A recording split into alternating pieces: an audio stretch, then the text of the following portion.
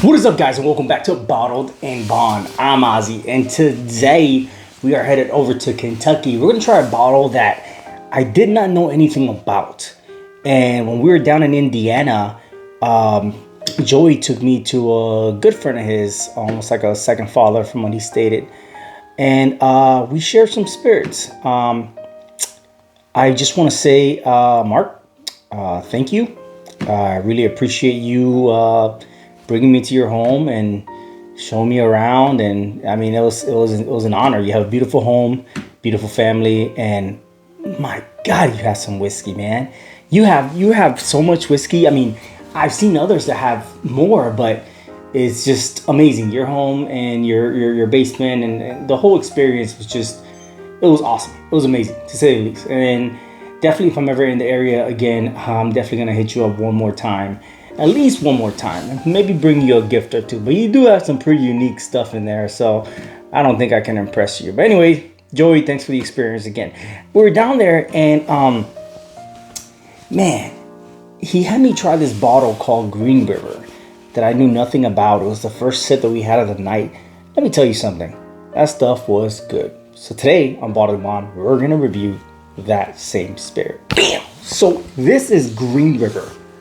It is distilled and bottled in Owensboro, Kentucky. This is from the Green River Distilling Company in Owensboro. I've never seen it, has a little horseshoe. Bottle kind of looks like a horseshoe. I don't know. I thought that was pretty cool. Anyways, it says this is bottle number DSP TAC K TAC 10 stamp. I'm not sure. I want to say that's what it says. On the top it says the whiskey without regrets. It came to be known as the whiskey without regrets. It was founded by John W. McCulloch in 1885. And it was Kentucky's 10th oldest distillery. But then after Prohibition, it got lost in history, and now they brought it back. Master distiller, 8th generation master distiller. So it's from Owensboro. I didn't really. So I saw it in Indiana. Not sure. I think I saw it in Kentucky as well. Obviously, right? It's made in Kentucky, but you'd be surprised. I found a bottle that is distilled in Indiana. In Kentucky is where I found it. So you'd be surprised. Anyways, there's not much for me to say about this. There might be a history. You can visit their website. It's greenriverdistilling.com. Look at that, free advertising. And find out more about the history. And if today I pick up the same thing that I picked up in Indiana and I picked up with my buddy Bo, then maybe you can go on a long adventure to Kentucky or Indiana. Try to find one for yourself, because I've never seen this until our last trip. Let's open this baby back up. Oh yeah. Oh, sweet. It's mostly all I'm getting. I'm always pretty skeptical and going into these bottles, these whiskeys of, bottles that I've never really heard of. It's not your typical Buffalo Trace and Jim Beam and Jack Daniels and, your well-known brands and the Evan Williams and it's none of those. It's kind of, I don't know. Because I go into it, I'm not getting anything out of it. And I don't want to, crap on them. But I remember it was good. But sometimes it's not that good the second or third time around. So let's check it out. Okay, this is a different sweetness. Hold up.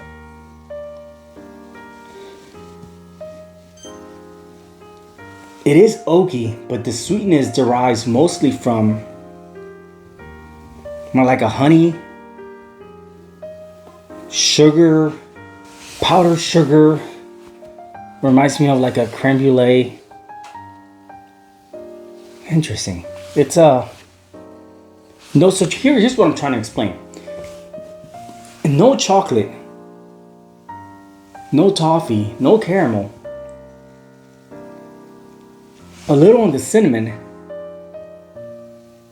The aroma, if anything, is more minty more than anything.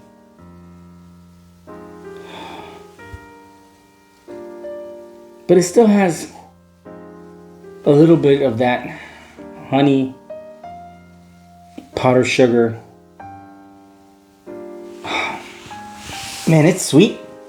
All right, MSRP on this, you're looking at, if I could remember right, somewhere in the 30s, 30, 35, give or take where you're at. It's sweet. The nose is sweet. That's all you're gonna get from me as far as that. Cheers.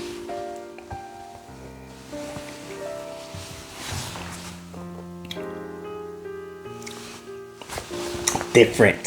So sweet forward. There goes that powdered sugar again. Sweet forward, powdered sugar. Oh man. Towards the end, it tasted like a little coconut. So it's powdered sugar, honey forward with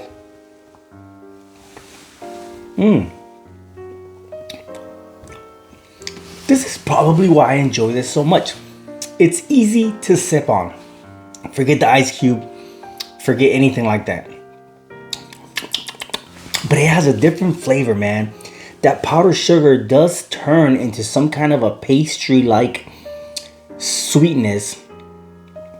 The fact that it reminds me of a pastry that I've had in Miami that involved coconut. Hold on. It involved coconut, but also has some type of a cheese, like a cream cheese inside, and finishes with that coconut, which is different. But it's a very subtle, it's very faint.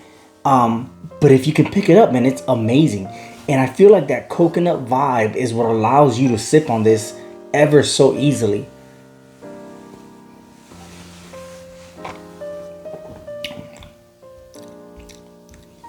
Yeah. Almost like a coconut pastry, sweetness, honey. I want to say burnt sugar, creme brulee. I can't say cheesy. It's just me. That reminds me of that cream cheesy coconut pastry. But yeah, if you get it right, you got coconuts, you got sugar, picking up more like a powdered sugar. You got a little bit of that honey glaze, but definitely coconut, man, from beginning to end. That's pretty unique. That's pretty unique, and I appreciate bourbons that are just crafted in such a manner. So here it is. It's DSB Tech KY Tech 10. That's the bottle stamp for anybody who's interested. So, man, I can't knock on Green River, man, for their price, for their taste, for the easeability and feasibility to drink. It's good. So, this is what I'm gonna do. I'll let you know right now. Bye. Anyways, I'm Ozzy, and this is the Green River, Kentucky straight bourbon whiskey from the Green River Distilling Company in Owensboro, Kentucky. Pretty unique, man. This is why I fell in love with it. Mark, I appreciate it. Joey, I appreciate it. I fell in love with it because it was simple to drink. It had a unique sweet taste, unlike no other bourbon. Did not have a burn. Did not have that strong spice towards the end. And this is coming in at 90 proof. So very easy to drink. Definitely recommend it. And this is Bottled and Bond. Cheers.